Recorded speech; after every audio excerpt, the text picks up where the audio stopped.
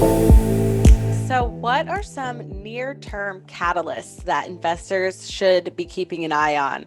What kind of articles are you planning in the next week is what I should be asking, because I know you're keeping an eye on everything. So near-term catalysts, the obvious ones are emergency use authorization filings by Pfizer and by Moderna. Pfizer should come this week. Either this week, I would say at least by next week, but they were saying third week of November. And if I'm looking at my calendar correctly, this is the third week of November already. Uh, so yeah, I mean, that'll be the first catalyst. Moderna has stated that they expected to have enough data to be able to file for emergency use authorization by November 25th.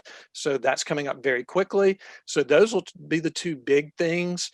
And then it'll be the FDA's decision on those, which I would expect would come in the first half of December.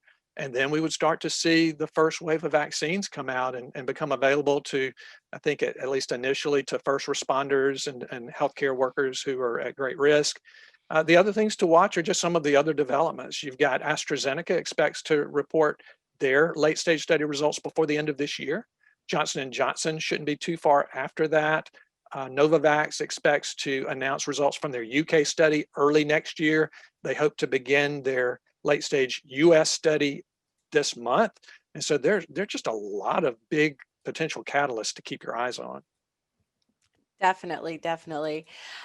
So a question from Slido. Randy says, I have been told that late first quarter for first availability of vaccine for the general public. So not really a question, but I think a lot of people are tossing out a lot of different timelines. It is hard to peg down how long it will take to, get the vaccinations to the most at-risk demographics and when it's going to be kind of opened up to the general public.